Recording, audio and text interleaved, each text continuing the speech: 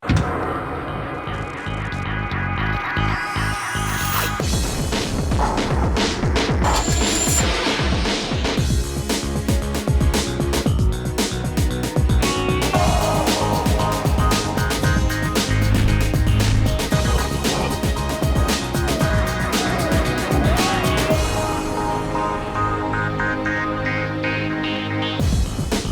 this edition of Fifth Gear, the BMW 6 Series, Chrysler's Art Deco sports car, and why buying a classic still makes good sense.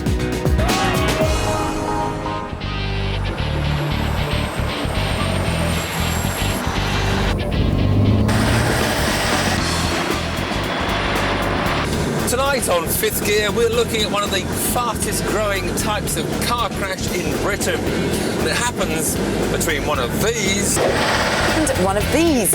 It's the kind of crash that you've probably never heard about, but it's happening several times a day on our roads, and it's getting more and more common. It's the sort of crash that could turn a pleasant motorway journey into one of the most frightening rides of your life. To find out what we're going on about, join us later.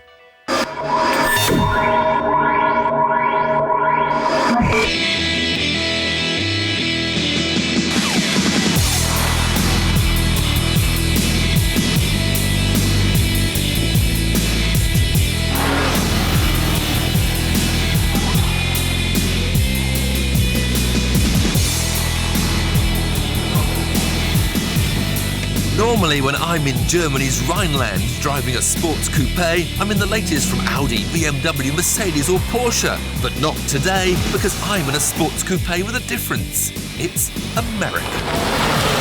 Well, actually, it's not. Because Chrysler's new Crossfire has been styled by an Englishman called Andrew Dyson. Almost everything underneath the metal is from Mercedes, and it's even bolted together here in Germany. So what we have here is a bit of a cross-breed, an American badge on a British-styled, German-built sports coupe, which all sounds very tempting.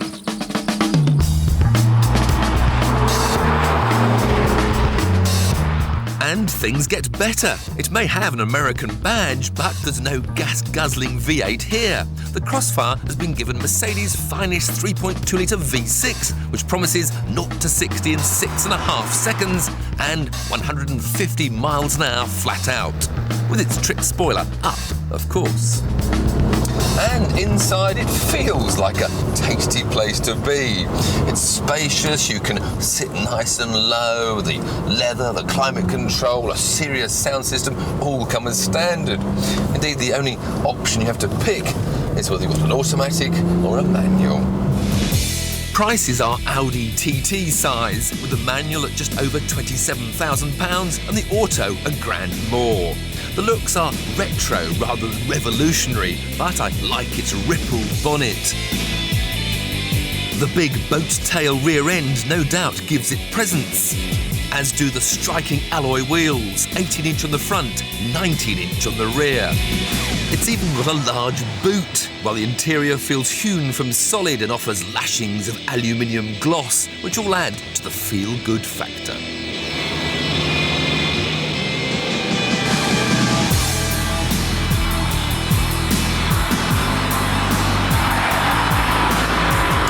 For me, it's the cross-country performance that matters most. And being based on Mercedes SLK doesn't exactly bode well, because let's face it, the only really good feature of that is its clever opening roof. We haven't got one of those. But it's got the SLK's best engine package, the 3.2-litre V6, which is very willing but actually lacking a bit of grunt in this sort of car. Also, when you're on board, they don't give you much music from the engine, you don't really hear it enough. The manual here is actually better than I was expecting, because the last SLK box I drove was very sloppy indeed, and the Crossfire's linkage, or perhaps the gearbox, isn't that bad at all. But when it comes to actually handling, well, it's soft. There's plenty of grip. They've stuffed an awful lot of rubber underneath, which can cope with that 250 bhp quite easily without any need for the traction control to come to your aid. but the brakes are a bit soft. There's a long pedal. It doesn't really grab the car as you'd want it to. It's a bit of a mystery of a car in a way, because it's got this macho exterior, nice masculine styling, but underneath it's got this soft, feminine SLK handling.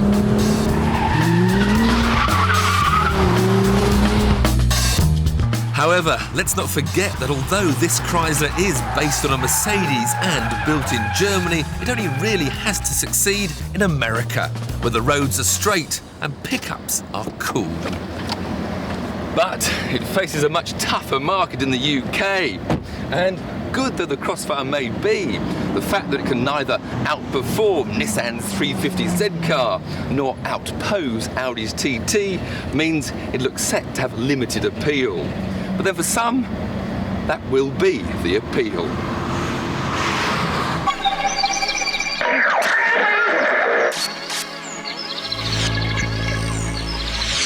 Right, now, pay attention.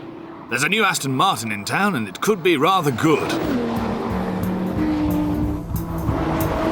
Meet the DB7 replacement, the all-new DB9, claiming to be the ultimate 2+2 sports car. It sounds right up Tiff Street, promising mega handling and GT comfort. Perfect. We're talking a 6-litre V12, 0 to 60 in 4.7 seconds and a top speed of 186 miles an hour. And although it's hand-built, what Aston Martin want you to know is that it's also high-tech. It's the first product of the brand spanking new factory at Gaydon in Warwickshire, where soon all Astons will be made. Rather than a boring, snoring steel floor pan, the DB9 uses an aluminium frame, with the body panels glued to it by Aston Martin's first and only robot. Lots of composite materials mean it's light, strong and stiff. Woohoo! Check out the aluminium instruments and even a cut glass starter button. Although the exhaust has been tuned for the nicest sounding engine note, I can't wait to hear the stereo. 950 watts and a subwoofer that compensates for changes in cabin pressure to keep your tunes sounding A1. Bo! It'll be launched in the spring, but what the kids want to know is this. Are we looking at the new Bond car?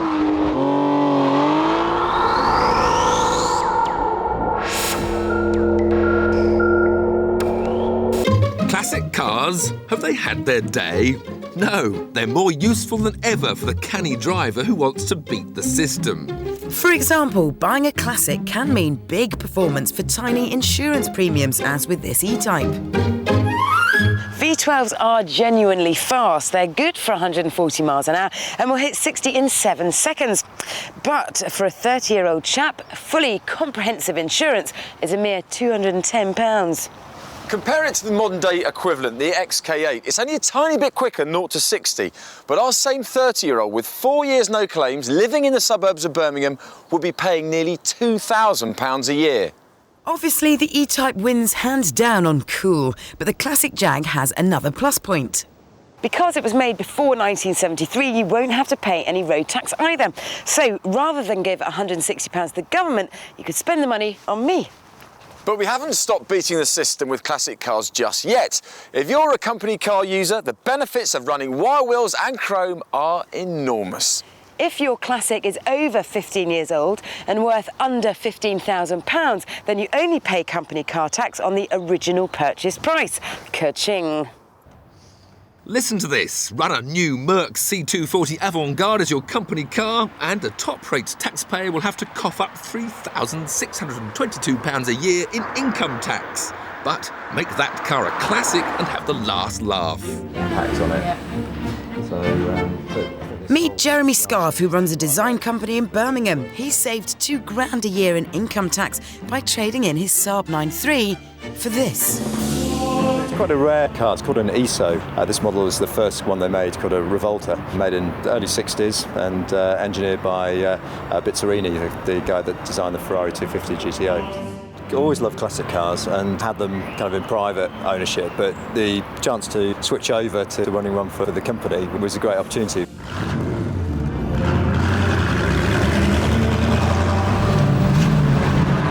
obviously it's tax advantageous, but also it's just a great driving experience, you know, to actually get in a fantastic design icon and enjoy every mile of driving. It's wonderful.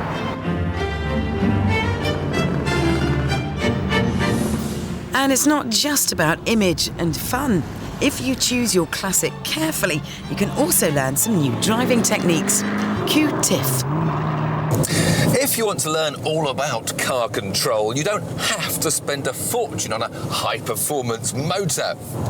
Beat the system, buy yourself a classic, and you can have some of the best lessons of your life. That's what I learned to drive in.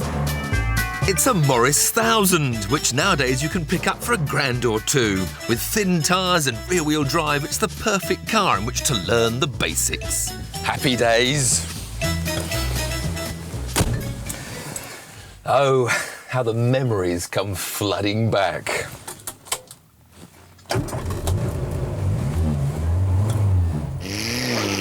Fortunately, traction control had yet to be invented. And lesson number 1 was all about braking. You see, drum brakes were never very good at their best. And with the Morris 1000, they were average at the very best.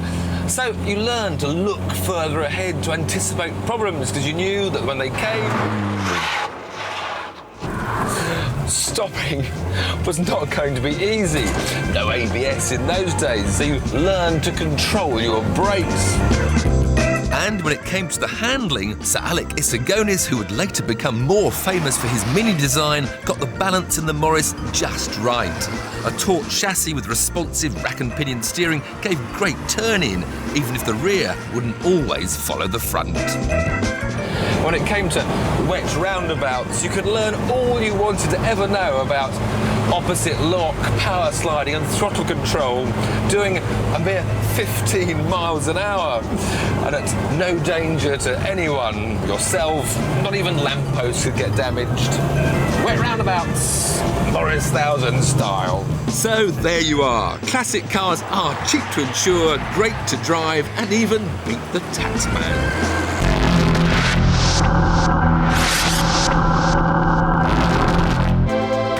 In the 80s, I'd just started racing in Japan. After every race, I'd fly back home, and waiting for me on the tarmac was my car of the moment. After all the years of struggling, I was finally earning the big yen. The time had come to leave the tangerine Ford Capri behind and step into a real sports saloon. The BMW 323i. Quieter and more refined than previous BMWs, it was the first to master the trick of combining achievable prestige with enjoyable driving. I was starting to take young ladies to ever fancier restaurants, and the Beamer was a much more fitting mode of transport than my orange Ford. I'd raced in the BMW County Championship and was thrilled when I could afford a road-going version. Having raced one, I wanted to own one. It wasn't just for the prestige or the image, but also for the distinctiveness of this little car. I can still well remember that rasping bark as the revs go through 3,000 RPM every time you accelerate. And then there was the, how shall I put it, lively handling, because this little Beamer had a bit of a reputation of having a very sudden breakaway at the rear end. But then for me, that was half the fun. But as the driveways of middle managers started filling up with the 3 Series, I moved on to what was undoubtedly my favourite car of the 80s. This was a Porsche Turbo, but it wasn't a 911. It's the car I miss most. The 944 Turbo. It's good to see one again. Our hero was by now racing for Porsche. His mission was to make the 944 look like a serious competition machine, which he did by winning almost half the races he entered. What a guy.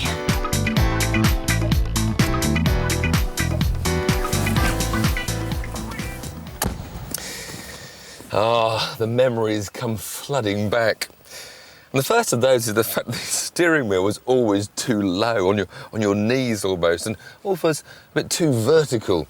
But still your thumbs were perfectly placed on the top in the 10-to-2 position. Seat held you beautifully, and you sat very low, a real racing driver's position. And the big bonus was the vast amount of luggage space, especially if you pulled the top of the rear seats down. And racing all over Europe, I could take luggage for two, the racing kit, and for the Le Mans week, the golf clubs as well. Delta 0, Romeo Papa, Roger, Fox 1200, where is service? Terminate, fix change, wipe, use com 13510, Good night, Roger, you can proceed to the runway of your choice.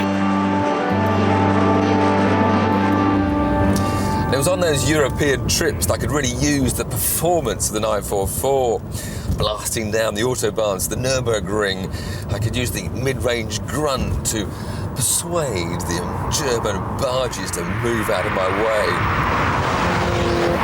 Whilst in the battlefields of town centres like Paris, the sheer acceleration of the car would leave the Parisians staring in disbelief at this demure Porsche.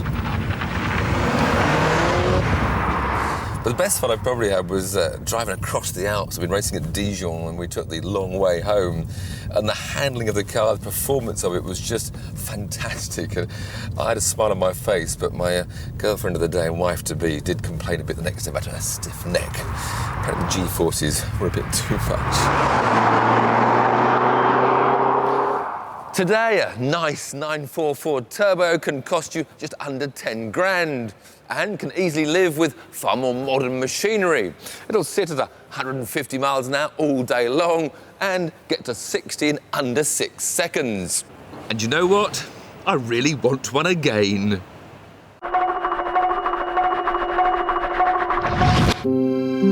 The coolest car my dad ever owned was a BMW 6 Series. I can remember thinking, when I grow up, all I want is one of these. Alas, it got written off by a Volvo driver with only 40,000 miles on the clock. I thought I'd never love again. But then I heard there was to be a new 6 Series. I did have some concerns, especially given BMW's recent design direction. Like the 5 Series. And the 7 Series. If you were worried, don't be. There are bits of the BMW ugly bottom family in there that'll take some getting used to, but there's so much more proportion here. More curve instead of slash, a better profile than the 5 Series. It's wide and long and low and just incredibly sexy. It's so much more gorgeous than the slabby 5, but it still looks quite silky, like all the frontal furniture sliding off the front of the car.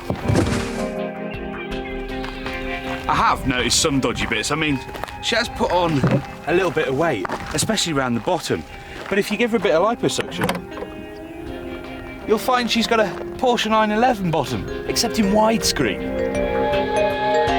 But on the inside, it's unmistakably a modern BMW.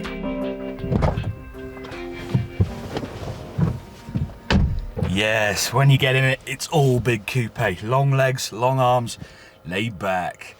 Big central dash, everything facing towards you, and we've still got iDrive. Okay, it's a bit Liberace with the two-tone dash, but it's supposed to be a 2+2.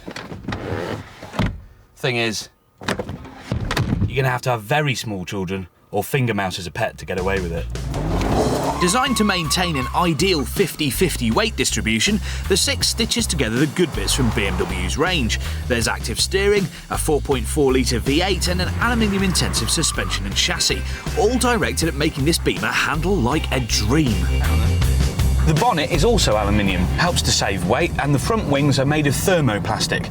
In fact, that big heavy boot lid is also made of sheet moulding compound. I've no idea what that is, but it sounds really clever. You can only have that 4.4 V8 at the minute, but you get a 6-speed manual as a standard thing, or you can pay for an automatic, also 6-speed. Then there's this 6-speed sequential manual. Hang on a minute, that's 666 in a 6 Series.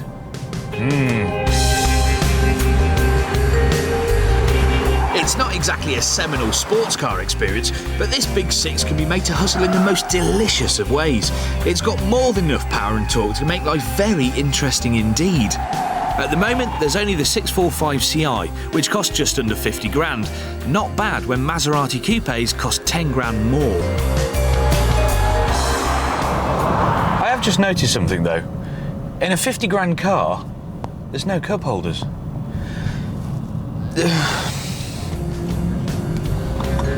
It turns out that the new 6 Series is everything we hoped it would be.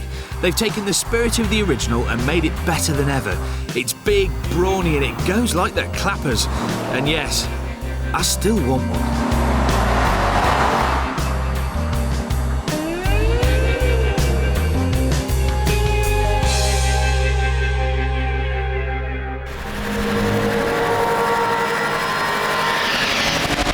Remember at the start of the show we were going to tell you about an increasingly common but little known type of car crash. It's one that happens several times every day on the motorways of Britain, and it happens between one of these and one of these. The police want something done about it fast. The government's so concerned they've commissioned a secret report on it. Let's call it the motorway truck sideswipe problem. We're talking about being punted off the motorway by trucks that can't see you. When we look at trucks and we see them festooned with big mirrors, we think the driver can see everything. But they can't, because there are a few dangerous blind spots. Obviously, there's one directly behind the truck, which is why some of them are fitted with reversing bleepers. But less obvious is the blind spot further along, underneath the near side mirror. It can be dangerous for cyclists and bikers who draw up alongside before the truck turns left. But in a right-hand drive truck on British roads, that wouldn't be a problem for car drivers. In fact, you'd only be in that blind spot if you overtook on the inside. And you wouldn't do that, would you? However, what if the truck was left-hand drive? An increasing number of trucks on our UK roads are left-hand drive. In fact, the number has quadrupled in the last decade. Even British drivers are buying left-handers because they do so much driving on the continent. Now, with left-hand drive trucks, the blind spot problem is switched over onto the other side, the side where the traffic is, the side where you or I might be driving. And this is exactly what happens.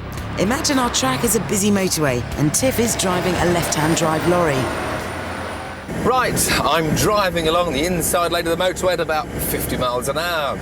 I've been here for hours, but I'm gradually catching a truck ahead of me. Here I am driving along at about 50 miles an hour in the middle lane. I'm not in any rush today. I'm going to let the rest of the world zoom on by. I am aware that there is a truck on my left-hand side, but I feel safe and secure. Right, my big moment's come. I need to overtake, so it's check all my mirrors and indicate. It's completely clear. I have no idea that any cars are anywhere near me, so I pull out.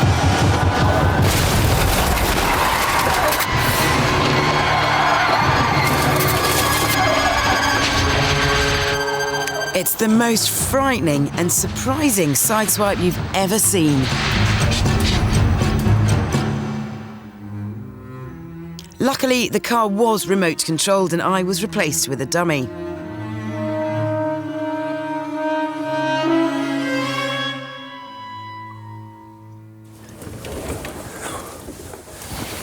I didn't see a thing and I hardly felt anything either. And as is common in these type of accidents, the car driver probably would have survived any injury, but the shock of what just happened would stay with them for a long time indeed. The problem is nationwide, but the motorways of Kent are a particular black spot, thanks to all that cross-channel traffic. And Cheshire Police reckon they have a blind spot collision every day on their bit of the M6. If you see a foreign registration plate on a truck, chances are it is a left hooker, so don't hang around in the blind spot. Also, if a truck has had its indicators on for a while, make doubly sure you're not in its danger zone.